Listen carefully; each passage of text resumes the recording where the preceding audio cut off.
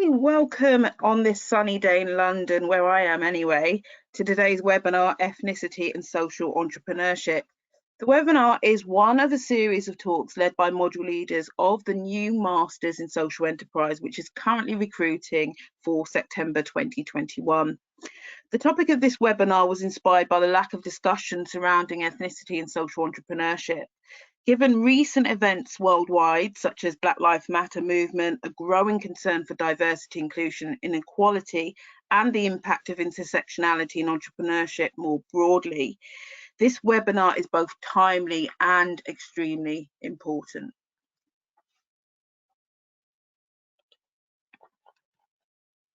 Okay, so introductions. I am Dr. Yaz Osho. I'm a senior lecturer at Westminster Business School and module leader within the new MSc Social Enterprise. I'll be leading a module called Exploring Social Enterprise, which is an introductory module to the themes and key issues surrounding social enterprise and social entrepreneurship. It's a fantastic MSc, one which I've been heavily involved in developing, and a very fitting course for budding social entrepreneurs and those wishing to work within the social enterprise sector. If you're interested in finding more about this course, please visit our university website for more details. So now on to the focus of today, our webinar, Ethnicity and Social Entrepreneurship. We are very lucky to have two leading figures in social enterprise here today, and it's definitely time to amplify Black female social entrepreneurs' voices. Let's welcome our first panelist, Bayo Adelaja.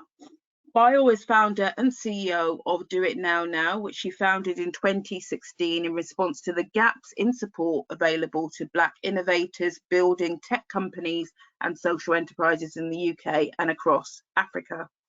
The initiatives Bayo developed for Do It Now Now have led to awards by both Harvard University and Oxford University's business schools for her work to create and foster underserved communities through technology. 3 initiatives she designed to support underrepresented people in tech were named top in Europe by Sifted. In 2018, NatWest named Bayo one of the most influential women in social enterprise in the UK.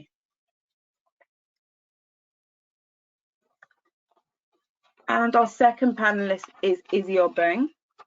Izzy is an entrepreneur and business coach leading Foundervine, a non-profit training consultancy connecting purpose-driven companies to impactful startups. Foundervine works in partnership with world-leading companies, government, and education institutions to help diverse founders grow. Since 2018, over 2,000 people have been supported by Foundervine programs and over 300 startups launched with 62% female participation. Izzy is a non-executive director for Capital Enterprise, a body that has raised 815 million for UK startups, and a non-executive director for Transverse, a consultancy changing the world of public services. She's been featured in the BBC, The Telegraph, and The Time, and also has been named one of 50 most influential Black voices in UK tech by Tech Nation. Welcome, Bayo, and welcome, Izzy, and thank you so much for being with us today. So let me just come off sharing my screen and my camera. Okay, good afternoon, everybody. So some basic housekeeping that we have today. So the first part of this webinar, we will have a Q&A with our panelists, which I will lead, and then we will open up the discussion to our audience. So please feel free to ask any of your questions to our panelists in the Q&A box on the right-hand side. Okay, so without further ado, I would like to start my questions. Okay, so the first question I had for you was, what motivated you to start up your social enterprise that serves, to a varying extent, the Black or more broadly BAME community? Either one of you can answer. Oh, I'll go. Thank you so much for having me. It's lovely to be able to speak with both of you in this format where it's recorded and I can own up to everything I've ever done.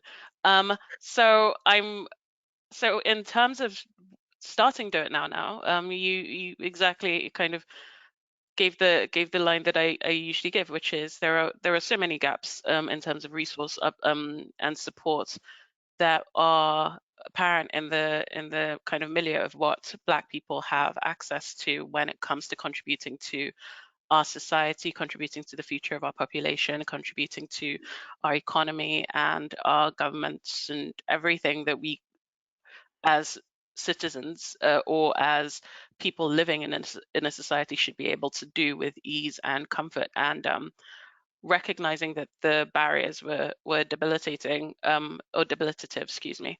I started Do It Now to tackle a couple of the things that I knew I was good at. So I had previously run a tech startup, and I had previously worked with charities and social enterprises, and I knew I could help people that had a similar mindset as me, and thankfully that has turned out to be one of the best decisions I've ever made.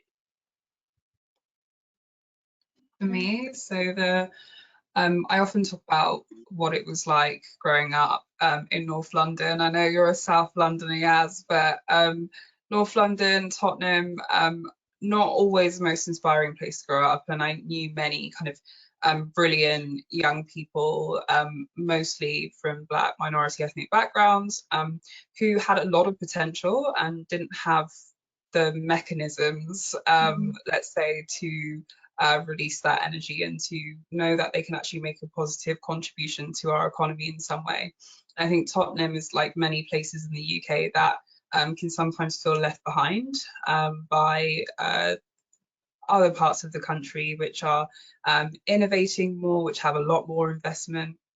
And I thought that that would mean going into politics in the future, and it was only at university that I had the opportunity to kind of work with social enterprises and charities and small businesses and really understand the challenges that many people face when it comes to scaling an idea and taking it to the next level. So I ended up in consulting, and it was then that I felt acutely what it meant to be in an environment where you didn't necessarily feel seen. And going to all these startup events and not necessarily seeing founders who looked like me or had similar lived experiences. And at that time, 2017, 2018, you could find many accelerators out there for founders who had already, raised the funding or built the team or built the product or done all the hard work to get to the point where an accelerator could help them to get to the next stage. But at that idea stage, that stage where you need the networks, you need someone holding your hand, and the kind of resources to really get an idea off the ground, there was limited support there, particularly for founders from diverse backgrounds and for female founders. So Foundervine really came out as that kind of first stage when you have an idea and nothing else, and you're looking for that support to start. So that was the kind of origin for us, and we really focus on that kind of idea stage, early stage, helping people take ideas and really get them off the ground. Okay, thank you very much. So onto something that's reasonably controversial, really. Following the findings from the Commission on Race and Ethnic Disparity, how useful is the category of BAME in the social sector? So, for instance, in relation to applying for funds or targeted interventions, for instance. Yeah, so I can take this. So from my perspective, BAME or BAME is useful to the extent that it helps us categorize. So for research purposes, when it comes to describing whole societies of people, absolutely. But what it's come to be in our kind of everyday discourse is another way of saying non-white. And all of us have rich backgrounds that we come from, rich heritages, and to have that reduced in some way to a euphemism for non-white can feel very it doesn't sit right with me, and I feel like many people feel like it's about time we got rid of that. So the race report, I think we have a lot to say about its findings and how they entered, but one of the things I think it did get right is that we need to have a better way of categorizing people when it comes to everyday discourse. We should know when we should be speaking about the individual, speaking about the group, being specific and, you know, proud about people's lived experiences.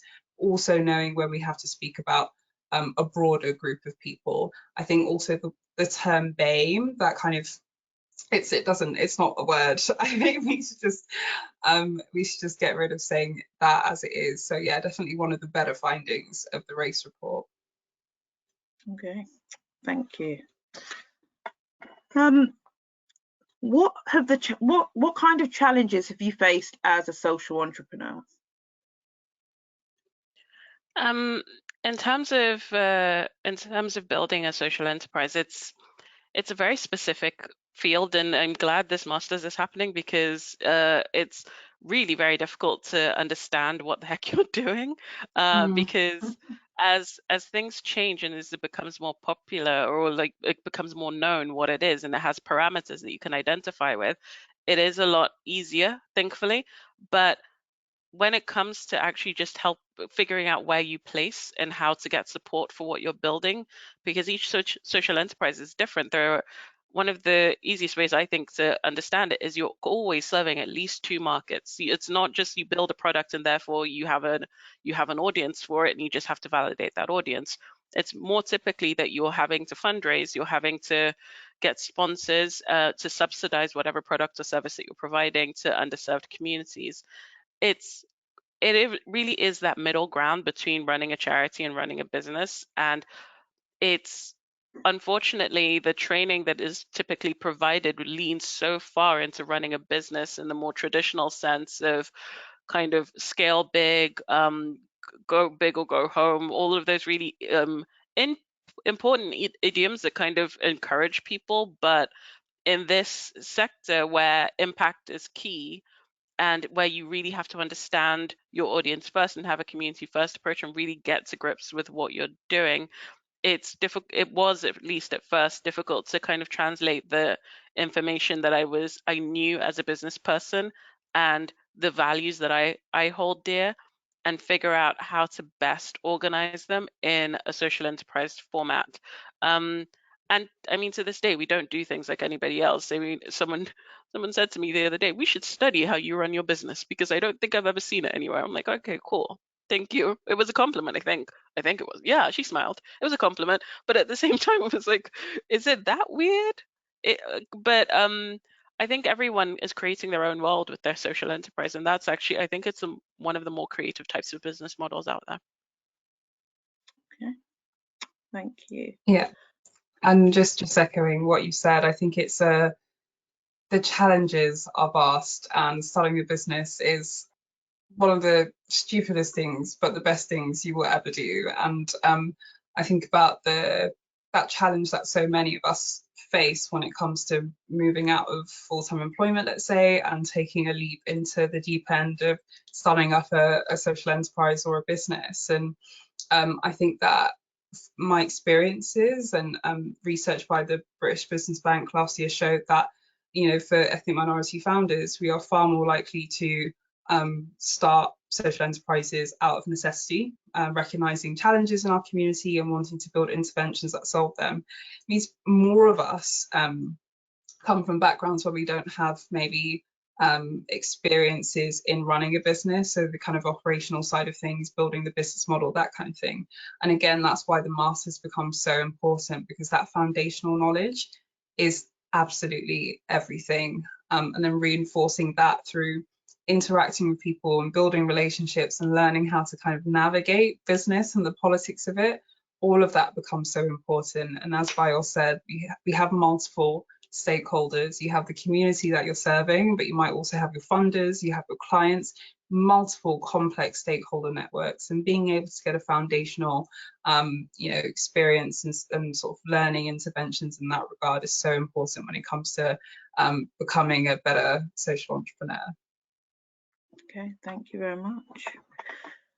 Okay, Dr. Praga Agwal argues in an article for the Pioneer Post that social enterprises are unconsciously biased against BAME women. So, for instance, in terms of access to funding, what are your thoughts on this argument, if you have any? When it comes to, do you want to go for it, Bayo? No, please go ahead. So when it comes to funding, all founders have massive challenges when it comes to raising funding. It is the single most sort of tedious and frustrating thing when it comes to growing out your business in different ways. However, the research does show us that ethnic minority founders have different barriers and kind of very nuanced barriers when it comes to accessing funding. The Rose Review showed the challenges that female founders face when it comes to accessing funding, and there's some brilliant research at the moment looking into barriers for Black founders, including the recent one by Extend Ventures and Cornerstone Partners. When it comes to bias within raising funding, I think representation is so important. And if you look at who make up funding panels, who make up investment committees, they are overwhelmingly from quite similar backgrounds. And you know, it's common sense in some way that you are more likely to support or engage with or invest in organizations where you feel like you understand what they're doing, or you get it a bit more. And so I think there's a really big piece around increasing access to investment by providing more support for founders in writing these applications, because they're very formulaic in terms of how how they need to be written. Building representation in terms of funding panels, and also educating investors in unconscious bias. I think unconscious bias training is getting real heat at the moment in terms of its value to businesses, but recognizing that we all have biases and recognizing that there are things we can do to make sure that we are eliminating them when we are having interactions with founders, when we are sitting on investment panels, that kind of thing is so important. So does bias exist when it comes to the investment ecosystem? Yes. Can we overcome it through more education and through working with the ecosystem and with founders to really think through how we can increase access and opportunity? We can absolutely do that as well. Hand over to you, Bayo. Just listening to the question, I was just wondering if there was probably something to be discussed about the users of social enterprises, and perhaps there is some unconscious bias, I suppose, regarding the types of social enterprises that are being built and the types of support that they provide to people. So a couple of years ago, we did some work on period poverty, 2018, and our mandate for that was to kind of make period poverty a household name in Black and other people of color households. And well, as you probably can tell from the introduction, period poverty is the type of work that we do. We're entrepreneurship, skills, social entrepreneurship, kind of community and citizenship. It's very much empowering people to advocate for themselves and others. And what we found was in mapping that area and trying to figure out how to best support people of color, predominantly Black people, to become engaged in that conversation, we were kind of told over and over again, there are no Black people in this space, or there are very few, and if they are there, we don't know who they are. And the support ecosystem within that space was so overwhelmingly white and middle class female, cisgendered female, that it almost was the fantastic Black women that were seeking to gain prominence and support and exercise their ability to partner with larger, more established organizations that were more infrastructurally ready for partnership with. This work was with the Bill and Melinda Gates Foundation, so there was a specific kind of expectation of the level of organization that would get funding and that would get support and kind of work with them. And it just became a thing that, because there were very few Black-led organizations that were seen as worthy of or had the ability to take on that kind of scrutiny and regulation to get that kind of support, they then were not able to pass on the message. So I think within the social enterprise sector, there is a lot of need to become more demographically aware that even when you're building a social enterprise, having as many people of differing backgrounds utilize your service is just as important as it being able to run, because you're trying to solve a problem. You're not trying to just kind of make money from the people who are most likely to use your service. If you're doing that, you're just running a business. So understanding diversity and inclusion from the builder perspective as someone building a social enterprise, and really taking the mandate on for yourself to be as inclusive as possible in your building is very, very important for the problem that you're trying to solve. Okay, thank you very much.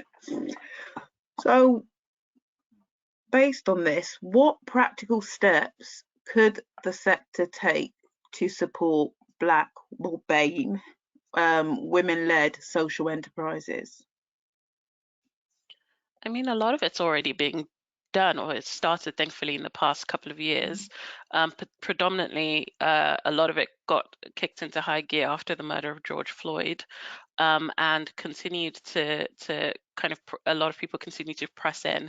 And we've seen foundations and organizations that typically wouldn't have come out with a statement or a kind of a series of programs, events, or support specifically aimed at people of color are doing so. And I mean, it's all varied, and it's varied excellence and varied activity, but the mere stance, or at least the outward kind of visibility that they're making, is encouraging for people that are outside of the reach of these funders, of these infrastructure organizations, of these support systems. And it encourages people to step further in, and if not work with organizations like them, work with organizations like us, like Do It Now or Foundervine, to be able to engage further. So, I mean, it's ring-fenced funding. It's specifically aimed support programs at the earliest stages as well as the later stages. So from I have an idea, or I don't even know if I want to be in this space, to I'm trying to raise £1 million for it. At every single point of it, there should be support that is targeted and aimed at different types of experiences or lived experiences of the system. And I think there's definitely a lot to be said for the intersection between access to information about this sector and race, as well as access to like the money to be able to hire the right people to help you in this sector. Because as Izzy said earlier, it's so very specific a lot of the time. And if you don't know, you just don't know, and you don't know what to Google. So you just keep not knowing for a very, very long time. As a claiming my Black womanness, as a Black woman in this space, I didn't know for 2 years that we were incorrectly registered until someone sat me down and said, you're incorrectly registered. And that was what was stopping us from making any money. So it's a very, like I say, it's a very specific space. So the fact that people are championing Black people, the fact that people are championing women of color and people of color more generally right now is exciting. But I'm hopeful that a lot more will be done than what's being done right now. Absolutely. And in all of that, you know, I loved what Bayo said about the importance of building inclusion into design, because I think that for quite a long time, it felt like thinking about the needs of represented founders was a bit of an afterthought, and suddenly organizations getting in to go like, oh gosh, let's run a webinar and like figure this out. And I think building it in from the very beginning is so important. I've seen some really interesting models for doing that. So working in partnership, as has been mentioned, is so important. There are organizations already doing the work on the ground, so there's no need to reinvent the wheel. So where funders can actually partner with community organizations, with consultancies, with agencies which work with their target populations to kind of build interventions that increase access to funding in different ways, that's a fantastic thing to do. We've just launched a 3-year partnership with Lloyds Banking Group to run a series of investment readiness activities for diverse founders. We're halfway through our first investment readiness cohort. We've got 20 brilliant businesses who are interacting with investors who are learning the different things they need to do to become operationally ready. Because like you said, learning a year later that you've got the wrong company structure to receive funding can be very demoralizing. We're 3 years in, we are actually having to change our constitution in order to be able to kind of maximize what we want to do. And those are the things that you don't just know, you have to learn. I think another thing that funds can do is create scouting networks. So Ada Ventures, fantastic women-led fund, 30 million, focused on diverse founders. They have a great scout network, and those scouts are there to reach out to the communities they know, find amazing founders and introduce them to Ada.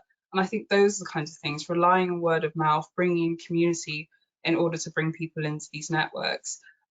Also, kind of thinking into the different ways, that funding can be provided at different levels. So I think that there is a tendency to talk a lot about venture capital funding in the ecosystem. A lot of organizations that we meet are at far earlier stages. So what does that combination of grant funding, social investment, blended loans look like at different stages? And I don't think a lot of founders are aware of the different funding options they have at the beginning of their business journey as well. Okay, so thank Sorry, you. just to add on to that really quickly. Okay. I'm so sorry. Okay. Just there's actually, I feel like something that tends to happen, not often thankfully, but does tend to happen, is that because founders aren't aware, there are some really bad deals that are being given to them, and they don't know that the deal that they're taking today is actually going to significantly stop their opportunity for growth in the future. So even when you're just thinking of taking money, think about what the repercussions of taking this money will be in the future. And it's really about finding that balance between this is a good opportunity versus in the short term versus this is a good opportunity to aid the strategic growth that you have planned for the next 6 months, year, 3 years, depending on where you are in that journey, and the ability to think forward or look forward. So yeah, there are a few not so great ones, and I don't want to call anyone out specifically, but there are a couple that come to mind that I'm really disappointed in. And I just think people should do their research, talk to people that have been funded by them in the past, and understand what's going on before you jump into anything. Okay, thank you. So you both touched upon this, but I'd like to ask it, to get more information. So do you think that we need tailored funding and support for BAME or Black-led social enterprises, and how might this look? From my perspective, so we're a grant funder, we run a fund called Common Call, and by the end of the year, we'll have funded 65 organizations between £3,000 and £20,000. So it's very exciting for us. A lot of work, but it's fun. So I kind of look at it from two sides of the coin now, as a grant funder and as a person that seeks funding for the type of work that we do and supports people and trains people in funding, I suppose. Not I suppose, I actually do those things. I don't know why I added the qualifier. So in doing that, I recognize that there is a real need to recognize the difficulty that it takes for a Black-led organization. I'll speak specifically to Black people about Black people, because that's where our work and our research lies. But when it comes to Black people building organizations, we start from a very, very different kind of expectation. The example I always give is the day there's a similar organization to us that has been doing really great work for a couple of years now, and they launched at I think it was some kind of government building. It was like a really fancy launch party for them, and very exciting. It would take us I'm sure we haven't even got there yet. It'll be like maybe 2 years in the future for us to be able to do that sort of thing. So if you think their day one and our day one, entirely different ordeals. The expectation on them and the expectation on us are very different realities. So if you then look at the origination of many people that just end up saying, oh, I'd like to do something really cool for my community, my neighbors, my local people, because I see this as a problem I've experienced and I'd like to fix it for myself and for others. That's where most Black people, actually, as Izzy said earlier, I believe, most Black people are solving or most people of color are solving a problem that means something to them. It's not so much this is a gap in the market, which when you don't recognize that people are just starting something for the sake of helping people and then become more and more corporatized as they like develop and understand the system, you're by not recognizing that that journey is different and not providing money at those different stages with those different expectations and different support levels, you're basically just saying, we'll help you when you get to point A for the like government supported organization versus we'll help you when you're at point A for yourself. And I think that's a really difficult thing to fathom. I mean, we surveyed 478 organizations that are led by Black people, social enterprises and charities across the entire country, and we discovered that 8.6 million pounds of their own hard-earned money every year is being spent on their organizations to keep it afloat, and that isn't the case in other demographics. More notably in the more corporatized white-led organizations. And I think it's really important to recognize that people are like, I just think people are superheroes and incredibly selfless, doing all this great work, and to not support it in a tailored fashion is terrible. We, as far as our research goes, we think there should be at least 20 million pounds that is ring-fenced for Black founders across some of the big foundations and endowments across the country. So Power to Change, Paul Hamlin Foundation, Youth Endowment Fund, a couple of the other big ones, new ones.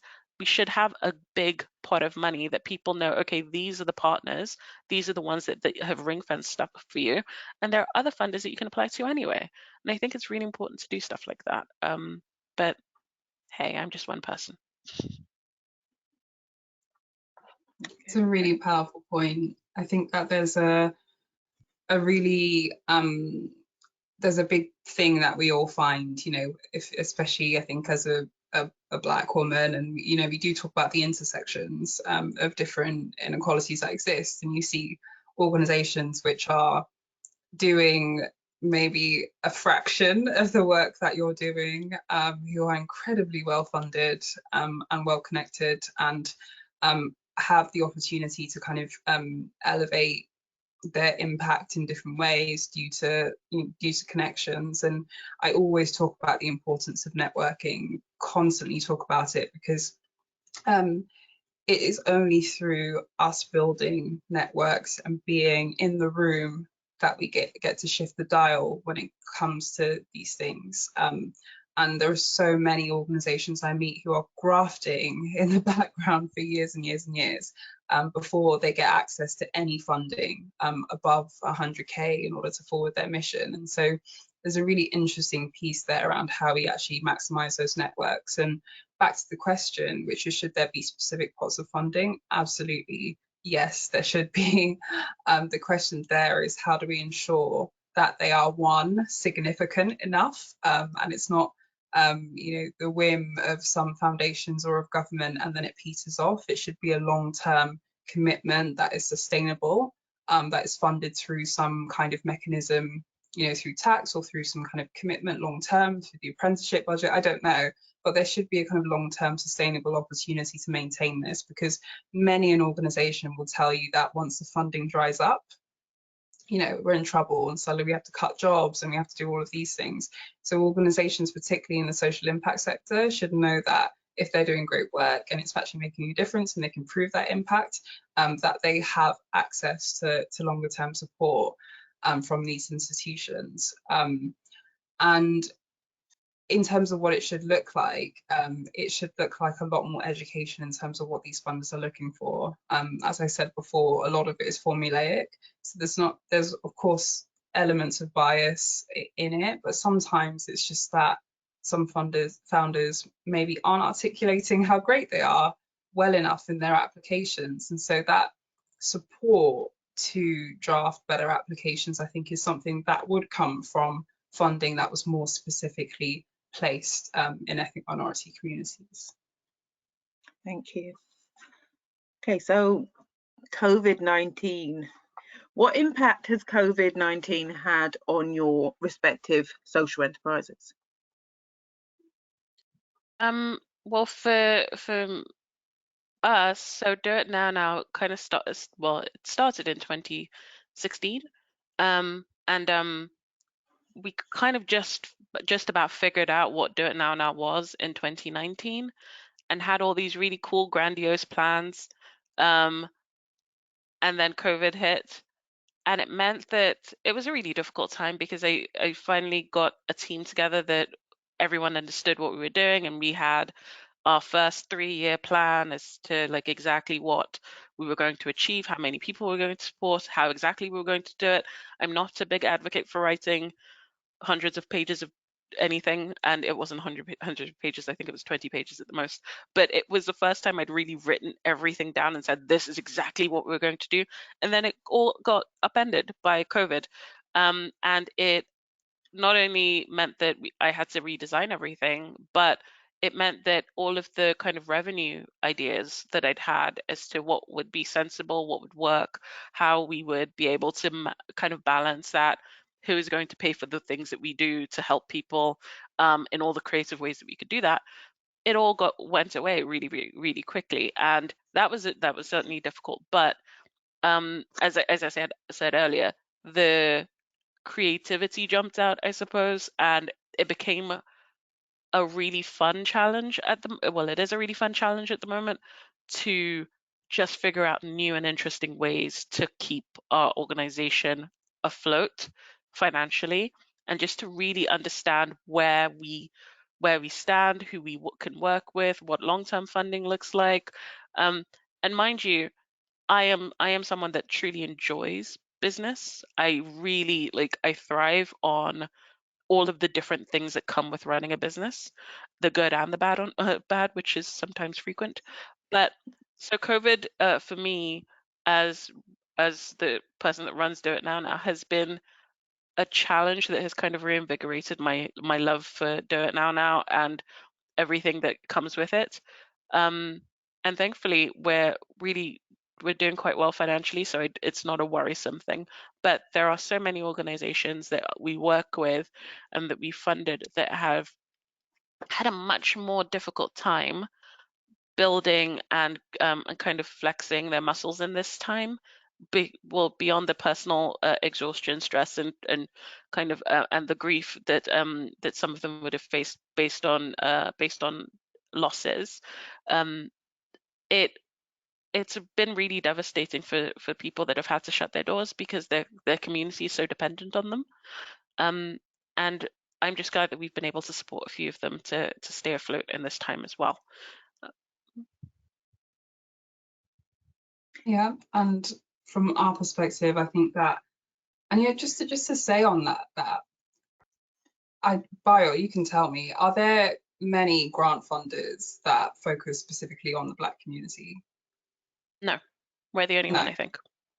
Exactly, and I think that is absolutely incredible. One, amazing, but two, it's such a shame that you are. And you know, I think particularly during the height of the pandemic, when people were really, really suffering, and we were hearing from our community all these different things, you know, people who, because they were self-employed, couldn't access the furlough scheme, couldn't access different pots of funding, or the kind of local council funding wasn't specific to them because they didn't have rates, and all these things were happening. And I think a lot of us were thinking, okay, what does this support look like for our community? And I think it was the BAME Foundation that released that research at that time about the challenges that businesses are facing. And I never read reports cover to cover, but I remember just reading that and thinking, well, people are really, really suffering, and our community was telling us that they needed something. And it was really, really fantastic to see organizations like Unlimited and National Lottery, etc., who came together to create the Social Enterprise Support Fund. A number of organisations were releasing emergency funding. And in that moment, I just thought, you know, an organisation who really, really understood the lived experiences, the needs of minority communities, and who could really speak to some of the specific challenges that we're facing so needed. So it was really great to hear the Common Core Fund launch, but thinking that we need about 10 of those to really meet the challenges ahead. From our perspective, COVID has been very interesting in that, yes, we had to hit the brakes on a lot of things, and clients who were figuring things out themselves, sort of cancelling contracts and that kind of thing. But then what happened is that we had that unique combination of circumstances with the changing narratives around race, unfortunately caused by the death of George Floyd, and all of these other conversations that are happening about the future of our young people after COVID, when they leave university. A lot of people who'd been furloughed and been made redundant, who are suddenly needing to look into self-employment and alternative careers. And we found interest in what we do increasing massively. So local councils getting in touch with us, asking how we could help. Corporates getting in touch, asking how we can help. We launched the Barclays Black Founders Accelerator in October last year, and that was really, really a product of that time. And we found an acceleration in terms of the conversations we're having, and businesses saying, look, we want to put our impact where our mouth is, and we want to actually make a difference. We want to partner with organizations. Were there many who were maybe a little bit more performative, but you're kind of still wondering like what they're actually doing? Absolutely. But I think that there are a lot of organizations who really, really committed. So for us, it's been a really interesting time, and our business model is kind of evolving and responding to the times that we're in. Okay, thank you. We've got a question from the audience. What are the key skills you feel founders need? Is it legal, financial, marketing, networking, or all? All of those things, all of them. So you know, we run accelerators and training programs for entrepreneurs all the time, and you know, we go through the core skills that and competencies that every founder should have, at least at a basic level. I think that one of the best pieces of advice I ever got from a mentor was to lean into your strengths as a founder and outsource your weaknesses. It's absolutely right. So building that founding team around you and the advisory networks around you who can complement the skills that you do have. And so, you know, we mentioned there finance, funding, marketing, sales, all of those things are important. But at its core, I think, and one thing that I think is maybe less talked about, is how we support individuals who don't necessarily have the social capital that they need to scale their business in the right way to build that social capital. So what does it mean to build the leadership competencies that you need to build a team around you? What does it mean to build advisory networks? What does it mean to build client relationships? What does it mean to build the self-awareness you need as a leader to recognize the skills that you have and where you need to undertake learning experiences in order to build new skills and behaviors and change your ways of thinking? There's so much there that I don't know if we always talk about, and in a contextual way when it comes to people who may come from backgrounds where they haven't been exposed to so much. I recognize in my own experience, you know, growing up where I grew up, there was just, you know, my parents at the time didn't necessarily have like professional careers, and like it was difficult to maybe find examples of people who had been through business and who could tell me things about, you know, building a business model and all of that. And it was through my time in consulting, spending 3 years just learning about all these different business models, that I understood the basics of how you build systems and structures and what business can look like on the inside.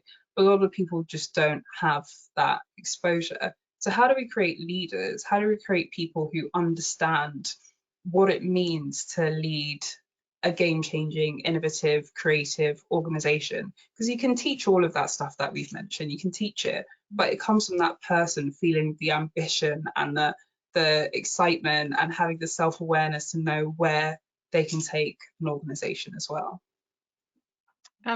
Just on that, I agree with everything that Izzy said, and I think the person that asked the question certainly understood the core value, the core kind of skills you need to run a business. But I always think exactly as Izzy was ending that actually, I always think it's really important to I think so. The key skill for me isn't any of those things. It's mission, vision, and values. Like if you know those, even if you fail and you kind of stumble and it takes you 2 years to recognize that you were registered wrongly, if you have the mission, vision, and values kind of stitched into your personhood, then you'll always get back up because this problem that you're trying to solve is so much more important than your ability to do it. It's about constantly seeking to be better and learn and kind of grow in your abilities so that you can outwork that mission, vision, and value, and those values that you have that you're holding so dear. So to me, the key skill that you need is the ability to outwork your mission, vision, and values, and the other stuff you can learn as you go. Okay. And to tell the story of that vision, mission, and those values effectively to your different stakeholders as well.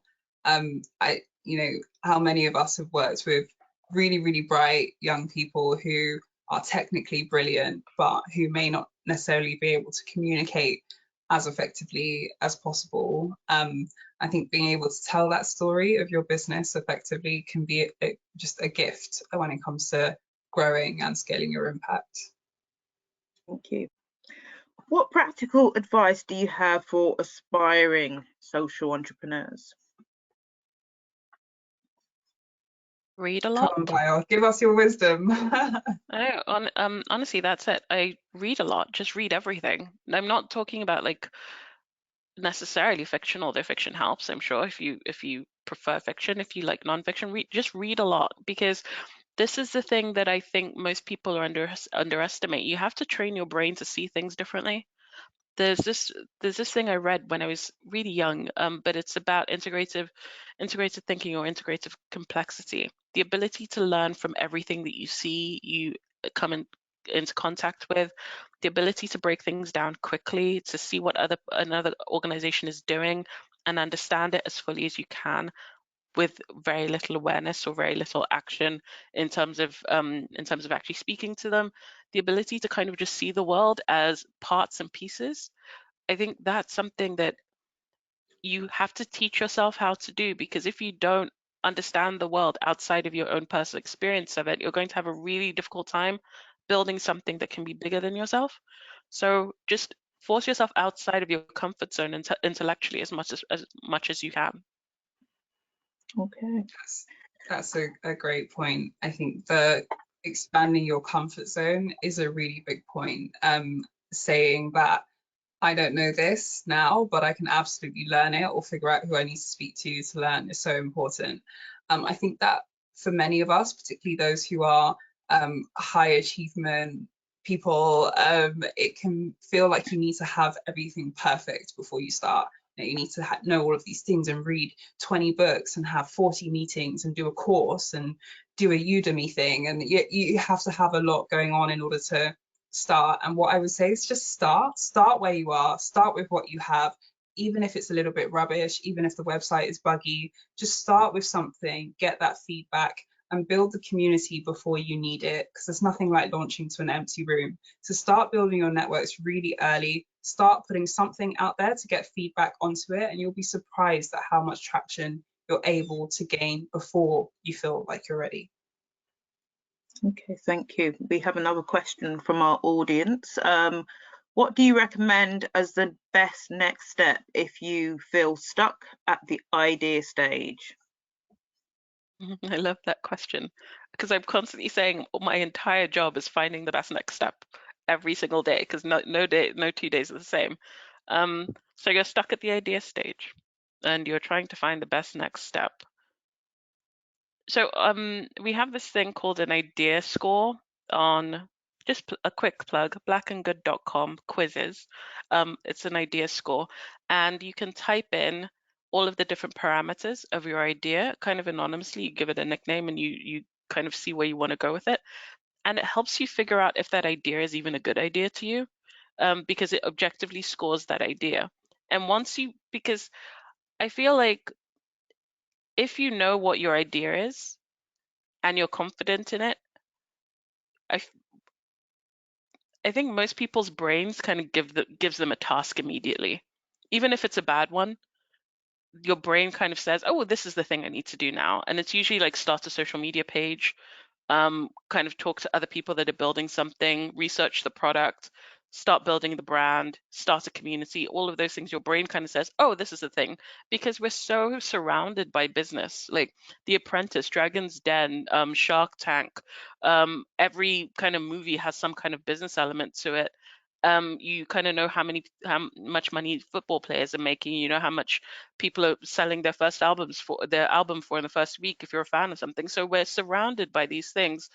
So if you don't know what the next step is, sit back for a second and think, is this idea the idea that you want to hang your hat on? Is this the idea that you're actually very, very passionate about? And if you come back with an energized feeling around the idea, then just wonder why, ask yourself why you can't think of the next step, because honestly, there is no idea that has a best next step. It's just about moving. And that's why I love the question, because the best next step for me is just about moving. It's just about confidently stepping in a direction and being committed to course correct if I find myself in the wrong place. Because there is no map to life. You just have to keep moving and do it with the confidence that you have done everything you can in your power with all the knowledge that you have to make a decision that you don't feel like you'll regret. There's this thing called this is my first life that I love so much. Like, this is the first time you've ever been in this situation. You will never again be in exactly this situation with the parameters exactly as they are. So forgive yourself for any mistakes that you make and just choose a step. That's it. To me, at least. I think I'd say to paraphrase an African proverb, it takes a village to raise a startup, and you should never underestimate the power of the networks you have around you to help you validate your thinking. I'm a huge advocate for coaching. I'm a little bit obsessed with it. I coach founders. I'm studying coaching. I've coached hundreds of founders, I think, at this point. And there is nothing like working with someone who can help unlock your thinking, because you can take all the time to be in your head and things kind of get muddled and there's like 100 things to do and you're thinking, whoa, all these things I need to do to start up. And working with a coach to help you break down those different building blocks and really articulate what the next step is so important. Working with mentors who have been there and done that as well, and who can give you advice on what to do and what not to do in that stage is so important. I'm going to do a plug here at Foundvine. We focus on that stage, idea stage, early stage, and we run programs all the time that help founders take ideas and build teams around them who can help them work through that idea and build out the business model, and connect to mentors and coaches who can help support that growth as well. So definitely look into Foundvine programs as well if you're interested in testing the idea in a collaborative environment as well. Okay, thank you. We're nearing the end of our allotted time, but I wanted to ask you, what are your hopes for the social enterprise landscape in the next 5 or so years? What are my hopes? My hopes are that at least a big part of what we do when it comes to sort of supporting inclusion and diversity within the organizations we work with, whether those are corporates, government, whatever, becomes a bit redundant because everyone gets it. Everyone gets the interventions that we need to put in place to encourage more inclusion within the business community. Everyone gets the interventions we need to put in place to make sure that young people in schools are giving access to enterprise and digital skills education as early as possible.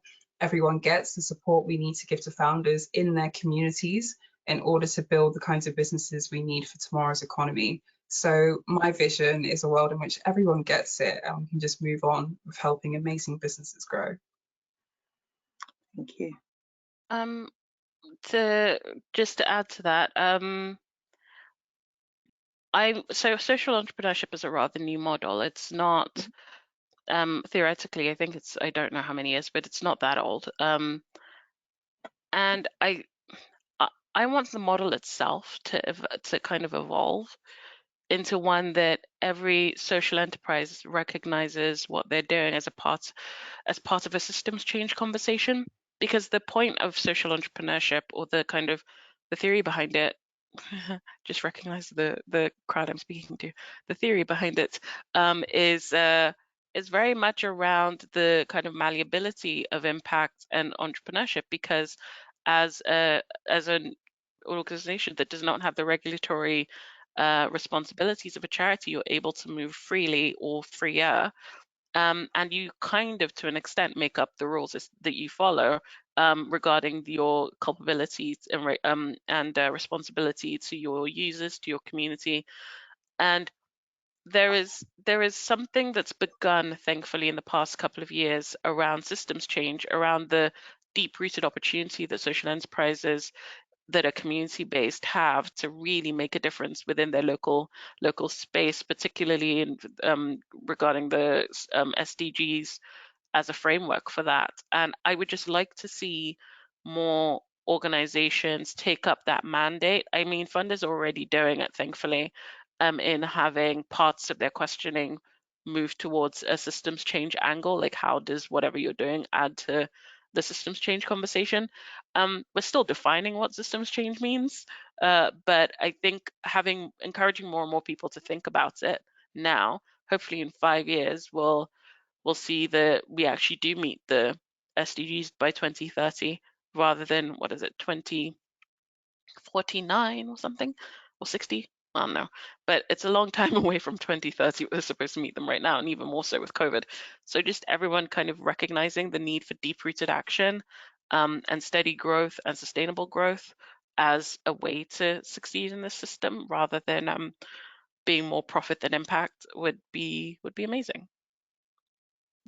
Thank you so much. And just to end, this is a nice little question to end with. What do you know now that you wish you knew when you first started your social enterprise? I love getting this question, because my answer is always the same. I'm so glad I didn't know so many things. There are so many things I am so glad I didn't know. I mean, I've already answered the one that I wish I did know, which is we were registered incorrectly. But there are so many things I am so glad I had no idea about, because I would have been overwhelmed with how difficult it is. And it is super difficult. But like I say, with the mission, vision, and values at the heart of it, you're able to rally even in the most difficult times. And I'm glad that I have, thankfully, people around me that support me and champion me and help me kind of figure things out when I'm navigating this space. Because I mean, actually no, I'll answer your question. What do I wish I had known? What do I wish I had known? I wish I'd known that